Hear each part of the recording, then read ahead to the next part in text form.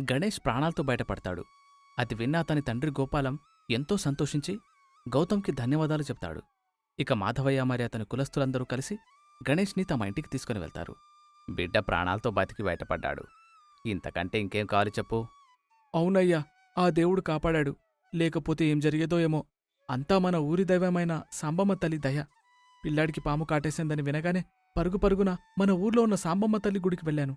మొక్కు కూడా మొక్కేసుకున్నాను. మంచి పని చేశావు. మన ఊరి దైవమైన సాంబమ్మ చాలా దయామయి. మన ఊరిని మన ఊర్లోని ప్రజల్ని చల్లగా చూస్తూ ఉంటుంది. అలా వారంతా మాట్లాడుతూ తమ వీధిలోకి అడుగుపెడతారు. ఆస్పత్రికి వెళ్లే ముందు మాధవయ్య కులస్తులందరూ ఆ కంచెని తొలగించి అటువైపుకు వెళ్ళి ఉంటారు. ప్రస్తుతం మాధవయ్య ఆ కంచెని చూస్తూ ఉంటాడు. ఈ కంచె ఎక్కడుండాలో అక్కడుంటేనే మంచిది అంటూ మాధవయ్య మళ్ళీ ఆ ముళ్లకంపలతో కంచెనేర్పాటు చేస్తాడు. అది చూసి రఘు తల పట్టుకుంటాడు. మీరు ఇంత స్వార్థపరులని అనుకోలేదు. నీ ప్రాణాలను కాపాడుకోవడం కోసం మాత్రం కంచెని తొలగించారు. మీ పనంతా సక్రమంగా పూర్తయిన తర్వాత మళ్లీ కంచె వేసేస్తున్నారు. మీలో ఎప్పటికీ మార్పు రాదు. ఇక మీకు మంచి చెప్పి కూడా వృధానే అంటూ రఘు కోపంగా ఇంటికి వెళ్ళిపోతాడు. మాధవయ్య కూడా ఇంటికి వెళ్ళిపోతాడు. వచ్చారా? మీకోసమే ఎదురు చూస్తున్నాను. ఇంతకీ మన కులం అబ్బాయికి ఎలా ఉంది? మన కులం అబ్బాయేంటి? అతనికో పేరుంది. ఆ పేరు పెట్టి పిలిస్తే సరిపోతుంది కదా. సర్లే కాని ఆ అబ్బాయికి ఎలా ఉంది? వైద్యులు వైద్యం చేసి అతన్ని బ్రతికించారమ్మా. ఇప్పుడు అతని ప్రాణాలకు ఎలాంటి ప్రమాదమూ లేదు. ఇప్పుడే అతన్ని అలాగే అతని తండ్రిని ఇంటి వద్ద దిగబట్టి వస్తున్నాం. అదేంటన్నా సింపుల్గా వైద్యులు వైద్యం చేశారని చెప్తున్నారు?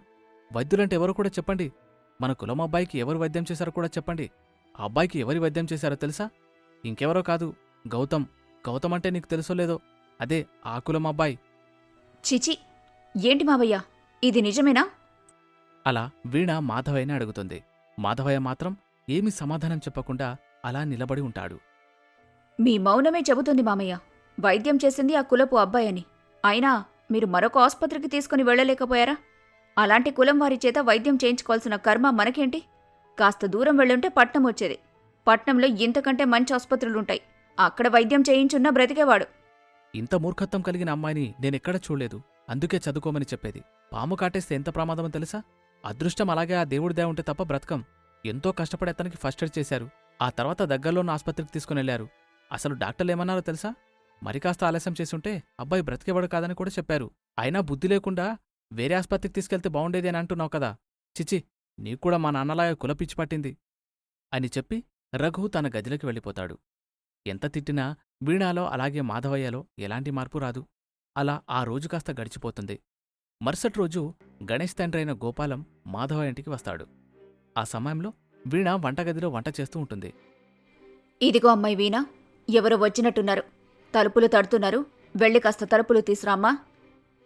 అలాగే అత్తయ్య అంటూ వీణ చంద్రకాంతం చెప్పినట్టుగా వంటగదిలో నుండి బయటకు వెళ్లి ఇంటి తలుపులు తెరుస్తుంది. ఇంటి బయట గోపాల్ నిలబడి ఉంటాడు. గోపాల్ ఇంట్లోకి రాబోతూ ఉండగా వీణ ఇలా అంటుంది. ఆగండి ఆగండి, ఇక్కడే ఉండండి. మా మావయ్య గారి కోసమే కదా వచ్చారు.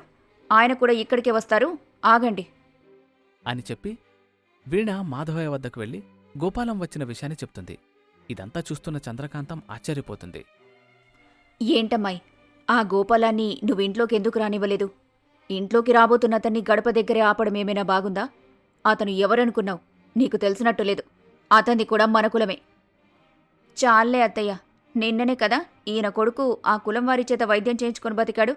అందుకే వీళ్ళనింట్లోకి రానివ్వాలని అనిపించలేదు. నీకు మరీ ఇంత కులపిచ్చి ఉందేంటమ్మాయి? ఏమో, నాకు తెలీదు. చిన్నప్పటి నుండి నేనింతే. అలా మాధవయ్య గోపాలంతో మాట్లాడడానికి బయటకు వెళ్తాడు. నమస్కారమయ్యా. ఏంటి గోపాలం ఇలా వచ్చావు? డబ్బేమైనా కావాలా? అబ్బాయికి ఎలా ఉంది? ఏమైనా తిన్నాడా లేదా? తిన్నాడయ్యా, బాగానే ఉన్నాడు. నిన్న మీకు చెప్పాను కదా, సాంబమ్మకి మొక్కు మొక్కుకున్నానని. ఆ మొక్కు ఇవ్వాలే తీర్చాలని నిర్ణయించుకున్నాను. ఊర్లో నాకు తెలిసిన వారందరికీ భోజనం పెట్టాలని నిర్ణయించుకున్నాను. మన ఊర్లో ఉన్న సాంబమ్మ గుడి వద్దకు కుటుంబ సమేతంగా రండయ్యా. తప్పకుండా వస్తాను గోపాలం అని చెప్పి మాధవయ్య తన ఇంటి లోపలికి వస్తాడు. ఏంటి, గోపాల్ని ఇంట్లోకి రానివ్వలేదు? ఎప్పుడూ గోపాలం ఇంట్లోకి వచ్చాడు కదా. ఏంటి చంద్రకాంతం, అతన్ని ఇంటి బయట నిలబెట్టావు? లోపలికి రమ్మని కూడా ఆహ్వానించలేదు. ఎందుకని? నన్నడుగుతారేంటి? మీ కోడల్ని అడగండి. ఏం జరిగిందమ్మా? గోపాలాన్ని ఇంట్లోకి ఎందుకు రానివ్వలేదు? ఏమో మావయ్య గారు, నిన్ననే కదా ఆయన ఆ కులం వాడి చేత తన కొడుక్కి వైద్యం చేయించాడు. అందుకే వాళ్ళంటే నాకు పెద్దగా ఇష్టం లేదు. అందుకే నేను ఇంట్లోకి రానివ్వలేదు. మన కులం వాడంటే ఎలా ఉండాలి? ఎంత కష్టం వచ్చినా సరే ఆ అవతల కులం వారి చేత అస్సలు వైద్యం చేయించుకోకూడదు. అసలు వారి చేత ఎలాంటి సహాయాన్ని పొందకూడదు. ఉండాల్సిన దానివే. ఏటి నాన్న నవ్వుతున్నారు? మీ కోడలేదో పెద్ద ఘనకారం చేసిందని అనుకుంటున్నారా? ఇంతకంటే నిజమైన పని మరేదీ ఉండదు. ఇదిగో వీణా, ఇలాంటి ఆలోచన చేయడం చాలా పెద్ద తప్పు. అయినా నువ్వెప్పటికి మారతావో ఏమో. గొడవ పడింది చాలు కాని తయారవ్వండి. మనం వెంటనే గ్రామదేవత గుడికి వెళ్ళాలి. ఎందుకు నాన్నా? అదే, మన గోపాలం గుళ్ళో మొక్కుకున్నాడట. అన్నదానం చేస్తున్నాడు. మనమందరం వెళ్ళాలి. చిచి, నేనక్కడికి రాలేను. ఏమ్మా, ఎందుకు రాలేవు? నీకేమైనా ఇబ్బంది ఉందా? ఏం లేదు మావయ్య, చెప్పాను కదా. అతని కొడుక్కి ఆ కులం వారి చేత వైద్యం చేయించాడు. అతన్ని నేనింట్లోకి రానివ్వలేదు. ఇక అతను పెట్టే భోజనం ఎలా చేస్తానని అనుకున్నారు? అలా అనకూడదమ్మా. సాంబమ్మ గుడిలో పెట్టే భోజనం చాలా పవిత్రమైనది. అతని కోసం కాకపోయినా అమ్మవారి కోసమైనా నువ్వు గుడికి రాక తప్పదు. సరే, మీరు చెప్తున్నారు కాబట్టి నేను గుడికొస్తానులేండి. అలా వీణా మాధవయ్యతో చెప్తుంది. మరోవైపు గోపాలం కంచె దాటి రంగా ఇంటికి వెళ్తాడు. రంగా ఇంటి తలుపులు తాడతాడు. రోజా వెళ్ళి తలుపులు తెరుస్తుంది. గోపాలాన్ని చూసి రోజా ఆశ్చర్యపోతుంది. ఎందుకొచ్చారు? దయచేసి ఇక్కడి నుంచి వెళ్ళిపోండి. మా నాన్నే మిమ్మల్ని పంపాడు కదా. ఎవరిని పంపినా సరే నేను నా మనసుని మార్చుకోను. ఎవరమ్మా? ఎవరొచ్చారు? వచ్చిన వాళ్ళని లోపలికి రానివ్వకుండా అలా గుమ్మం దగ్గరే నిలబెట్టి ఎందుకు మాట్లాడుతున్నావు? మీరే వచ్చి చూడండి అత్తయ్యా, ఎవరొచ్చారు? ఎవరండి మీరు? మీకేం కావాలి? ఈయన మా కులం వాడే అత్తయ్యా. ఏదో గొడవ చేయడానికి ఇక్కడికి వచ్చుంటారు. అయ్యో లేదమ్మా, నేను ఎలాంటి గొడవ చేయడానికి ఇక్కడికి రాలేదు. నేను అబ్బాయి గారితో మాట్లాడాలి. ముందు మీరు లోపలికి రండి. గుమ్మంలో నిలబడి మాట్లాడటం ఏమీ బాగోలేదు. నేను ఆ కులానికి చెందినవాణ్ణమ్మా. మీ ఇంట్లోకి రావచ్చా? వద్దులేండి, ఇక్కడే నిలబడి అబ్బాయితో మాట్లాడి వెళ్ళిపోతాను. అరే, మీరు ఏ కులానికి చెందినవారైనా సరే లోపలికొచ్చే మాట్లాడండి. ఎందుకంటే మీరు మా అతిథులు. అలా ప్రమీల ఆహ్వానించడంతో గోపాలం ఇంటి లోపలికి వస్తాడు. సోఫాలో కూర్చుంటాడు. ఇంతలో రంగయ్య మరియు గౌతమ్ అక్కడికి వస్తారు. ఎవరండి మీరు? మీకేం కావాలి? నేను ఈ అబ్బాయి గారిని కలవడానికి వచ్చాను. బాబూ, నన్ను గుర్తుపట్టావా? అరే, ఎలా మర్చిపోతాననుకున్నారు? ఇంతకీ మీ అబ్బాయికి ఎలా ఉంది? ఆ అమ్మవారి దయ వలన మా అబ్బాయి బాగానే ఉన్నాడు. అబ్బాయి బ్రతికితే ఊళ్ళో అన్నదానం చేస్తానని సాంబమ్మకు మొక్కుకున్నాను. అందుకే ఈరోజు మొక్కు తీర్చుకోవాలని నిర్ణయించుకున్నాను. మా అబ్బాయి బ్రతకడంటే అందుకు ముఖ్య కారణం మీరే. అందుకే మిమ్మల్ని కూడా అమ్మవారి గుడికి ఆహ్వానిద్దామని వచ్చాను. తప్పకుండా మీరు మీ కుటుంబంతో గుడికి రండి అని చెప్పి గోపాలం అక్కడ్నుంచి వెళ్ళిపోతాడు. అతను నీకు తెలుసా గౌతమ్? తెలుసు నాన్న. పాము కరవడంతో నిన్న ఆయన వాళ్ళ అబ్బాయిని ఆస్పత్రికి తీసుకొనొచ్చాడు. విచిత్రమేంటో తెలుసా? కేవలం ఈయన మాత్రమే కాదు, ఆ కులానికి చెందిన వారందరూ వచ్చారు. అందులోనూ ఎలా వచ్చారో తెలుసా? కంచె తొలగించొచ్చారు. కంచె తొలగించకుండా కూడా ఆస్పత్రిని చేరుకోవచ్చు. కాకపోతే కంచె తొలగిస్తేనే వేగంగా ఆస్పత్రికి రాగలరు. తమ ప్రాణాల్ని కాపాడుకోవడం కోసం వారు నిర్మించిన కంచెని వారే పక్కకు పెట్టి వచ్చారు. అవసరం మనిషి చేత ఎలాంటి పనైనా చేయిస్తుంది. సరే, నేనిక ఆస్పత్రికి వెళ్తాను. అరే, అతనంత ప్రేమగా మనల్ని అన్నదానానికి పిలిచాడు. వెళ్ళకపోతే ఏం బావుంటుంది చెప్పండి? అయినా ఎలా వెళ్ళగలం మావయ్య? అక్కడ కులం వాళ్ళందరూ ఉంటారు. గొడవ జరుగుతుందేమోనని నాకు భయంగా ఉంది. అరే, ఏం జరిగినా సరే గుడికి వెళ్ళకపోతే ఎలా? గుడికి వెళ్ళి చాలా రోజులైంది. ఈ గొడవల్లో పడి నేను గుడికి కూడా వెళ్ళలేదు. పెళ్ళైన తర్వాత ఈ ఊళ్ళో ఉన్న అందరూ గుడికి వెళ్తారు. కాని మనం మాత్రం గొడవలో పడి ఎక్కడికి వెళ్ళలేదు. అమ్మవారు అతని చేత పిలుపు పంపినట్టుంది. పదండి, ఇలా అయినా వెళ్దాం. అమ్మవారి ప్రసాదాన్ని స్వీకరిద్దాం. అలా రంగయ్య తన కుటుంబంతో కలిసి గుడికి వెళ్ళాలి అని నిర్ణయించుకుంటాడు. మరోవైపు మాధవయ్య కూడా అతని కుటుంబంతో కలిసి గుడికి వెళ్తాడు. ఊళ్ళోని వాళ్ళందరూ ఇక్కడే ఉన్నట్టున్నారు. అవునాన్నా, గుడి మొత్తం కిటకిటలాడుతూ ఉంది. పోనీలే, ఇక్కడికి కేవలం మన కులం వారు మాత్రమే ఉన్నారు. ఇప్పుడు హాయిగా ఈ గుడిలో మనమే భోజనం చేయొచ్చు. నువ్వు చెప్పింది కూడా నిజమేనమ్మా. మన కులం వారు మాత్రమే ఉన్నారు కాబట్టి కాస్త ప్రశాంతంగా ఉంది. పదండి, వెళ్ళి ఆ బంతిలో కూర్చుందాం. అలా మాధవయ్య అతని కుటుంబంతో వెళ్ళి బంతిలో కూర్చుంటాడు. గోపాలం మాధవయ్య కుటుంబంలోని వారందరికీ భోజనం వడ్డిస్తాడు. సరిగ్గా అదే సమయానికి రంగయ్య కూడా అతని కుటుంబంతో వస్తాడు. అతన్ని చూసిన మాధవయ్య కోపంతో రగిలిపోతాడు. ఎందుకంటే వారితో పాటు రోజా కూడా ఉంటుంది. ఎంత ధైర్యముంటే మళ్ళీ నా కళ్ళ ముందుకొచ్చావు? అసలు మీరంతా ఇక్కడికి ఎలా రాగలిగారు? మీకు తెలుసు కదా, ఈరోజు ఈ గుడిలో మా కులస్తుల ఉత్సవం జరుగుతుందని. పద్ధతి ప్రకారం మా కులస్తుల ఉత్సవాలు జరుగుతున్నప్పుడు మీరు రాకూడదని మీకు తెలీదా? ఇందులో వారి తప్పేమీ లేదయ్యా. నేనే వారిని పిలిచాను. నేను పిలవడం వల్లే వారందరూ ఇక్కడికొచ్చారు. ఏంటి? వాళ్ళని పిలిచారా? బుద్ధుందా మీకసలు? మన కులానికి సంబంధించిన వేడుకకి వాళ్ళనెందుకు ఆహ్వానించారు? అసలు ఈ ఉత్సవం జరగడానికి కారణం వాళ్లే కదమ్మా. నా కొడుకు ప్రాణాలతో బయటపడ్డాడంటే అందుకు కారణం ఈ డాక్టర్ గారే కదా. అందుకే వీరిని ఆహ్వానించాను. అదే నా కొడుకే లేకపోయుంటే ఈరోజు నేను చావు భోజనం పెట్టాల్సి వచ్చేది. రండి బాబు, రండి, మీరు కూడా ఇక్కడ కూర్చోండి అంటూ గోపాలం రంగయ్య కుటుంబాన్ని బంతిలో కూర్చోబెడతాడు. గోపాలం, నీకసలు బుద్ధుందా లేదా? ఒకవేళ అతని పట్ల నీకంత మర్యాదగా ఉంటే మీ ఇంటికి పిలిపించుకొని భోజనం పెట్టాల్సింది. అంతేకాని మన కులం వారందరూ మర్యాదగా భోజనం చేస్తున్న స్థలానికి వీరినెలా పిలిచావు? చిచి! అది అలా అడగండి మావయ్య. అలా అడిగేవారు లేకనే వీళ్ళు ఇలా తయారయ్యారు. ఏంటి రంగయ్య గారు, పిలిచిన ఆయనకు ఎలాగో బుద్ధి లేదు. కనీసం మీకైనా ఉండాలి కదా.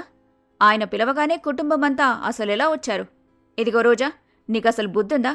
ఈ కారణంగానే మావయ్య గారి ఆరోగ్యం పాడైంది. ఇప్పుడిప్పుడే అంతా కుదుట పడుతుందనుకుంటే మళ్ళీ వచ్చి మావయ్య కంట్లో పడ్డావు.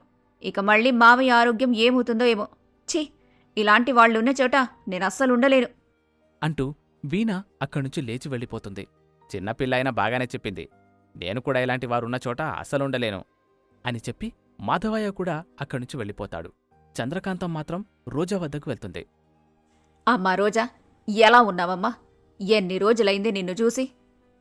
నేను చాలా బాగున్నానమ్మా. నువ్వెలా ఉన్నావు? అన్నయ్య, ఎలా ఉన్నావురా? పెళ్లి తర్వాత కొత్త జీవితం ఎలా ఉంది? కొత్త జీవితమా? చూసావుగా మీ వదనని. ఇంకా నా జీవితం ఎలా ఉంటుందో ఊహించుకో. నీ పెళ్లిని నేను చూడలేకపోయాను, అప్పగింతలు చేయలేకపోయాను. అందుకే ఇప్పుడు చెబుతున్నా.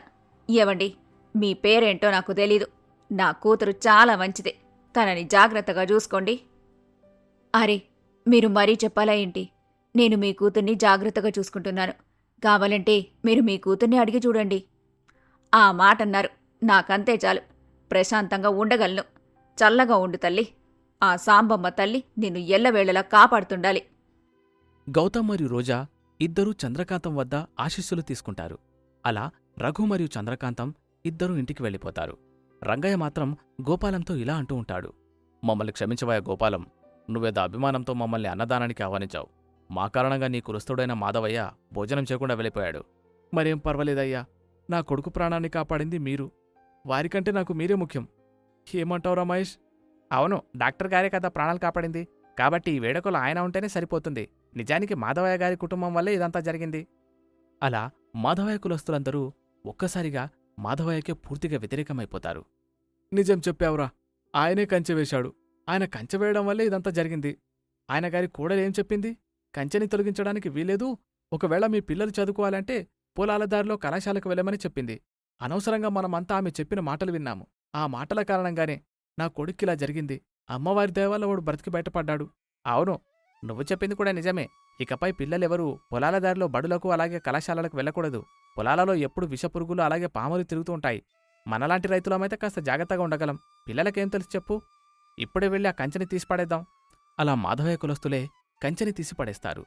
ఇదంతా చూస్తున్న రంగయ్యకి చాలా ఆనందం కలుగుతుంది.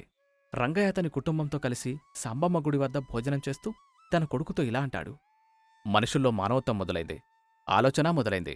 ఏ వ్యక్తులైతే కంచె ఉంటే బావుంటుంది అని అనుకున్నారో ఆ మనుషులే ఈరోజు కంచె తీసిపారేశారు. నాకు చాలా ఆనందంగుందిరా. అందరిలో మార్పు వస్తుంది. కానీ ఆ మాధవయ్యలో మాత్రం ఎప్పటికీ మార్పు రాదు. కేవలం మాధవయ్య మాత్రమే కాదు, ఆయన కోడలుగారైన వీణలో కూడా మార్పు వచ్చేలా లేదు నాన్న. ముందు వారిలో మార్పు రావాలి.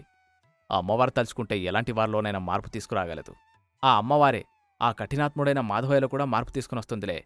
అలా రంగయ్య తన కుటుంబంతో కలిసి గుడి ఆవరణలో భోజనం చేస్తూ ఉంటాడు. అక్కడికి సులోచన తన అక్కైన కళ్యాణిని తీసుకుని వస్తుంది.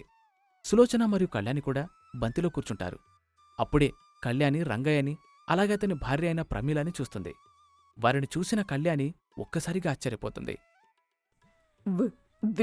వీళ్ళేంటిక్కడ? ఓ, వీరే మన ఊరి బడిలో ప్రిన్సిపల్.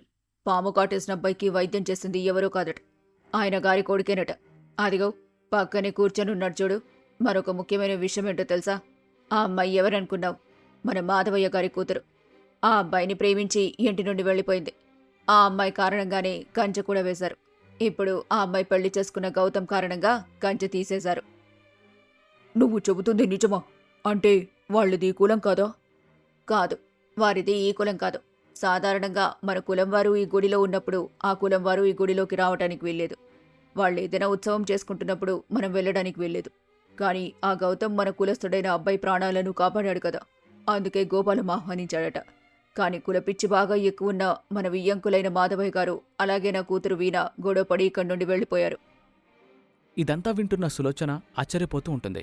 భోజనం చేయడం కూడా మానేసి అదే పనిగా ప్రమీలని అలాగే రంగయ్యని చూస్తూ ఉంటుంది. ఏంటక్క నువ్వు అదే పనిగా వాళ్ళని చూస్తూ కూర్చున్నావు?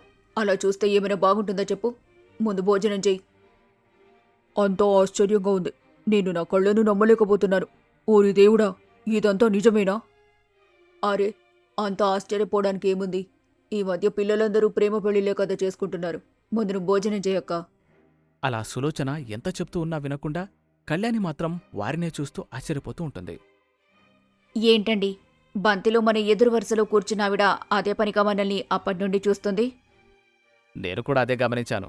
ఎందుకలా చూస్తున్నట్టు? మనది ఈ కులం కాదు కదా, అందుకే తెగ గమనిస్తున్నట్టుంది. ఏదేమైనా ఈ కులస్తులకు కులపిచ్చి బాగా ఎక్కువగానే ఉందండి. అవునవును. ఎందుకైనా మంచిది త్వరగా భోజనం చేసి ఇక్కడి నుంచి వెళ్ళిపోదాం. మన కారణంగా గోపాలం ఏర్పాటు చేసిన అన్నదాన కార్యక్రమంలో గొడవలు జరగడం నాకిష్టం లేదు. అవును, మీరు చెప్పింది కూడా నిజమే. ఇదిగో రోజా, త్వరగా భోజనం చేసేయ్. మనం ఇంటికెళ్ళిపోదాం. మనం ఇక్కడే ఉంటే మళ్ళీ ఏదైనా గొడవ జరగొచ్చు. అవునత్తయ్య, ఈ కులం వాళ్ళని అస్సలు నమ్మలేం. ఎవరైనా ఎప్పుడైనా లేచి గొడవ చేయొచ్చు. అలా రంగయ్య మరియు ప్రమీల వేగంగా భోజనం చేస్తారు. రోజా మరియు గౌతమ్ కూడా భోజనం చేస్తారు. అలా ఆ కుటుంబమంతా అక్కడ్నుంచి తమ ఇంటికి వెళ్ళిపోతారు. కళ్యాణి మాత్రం ఆశ్చర్యపోతూనే ఉంటుంది. ఇంతకి ఎందుకలా ఆశ్చర్యపోతుంది? మాధవయ్యకి అలాగే వీణకి పట్టిన కులపిచ్చి ఎప్పుడు తగ్గుతుంది? అసలు తగ్గుతుందా లేదా? ఇదంతా తెలుసుకోవాలి అంటే మరొక పాట కోసం వెయిట్ చేయాల్సిందే.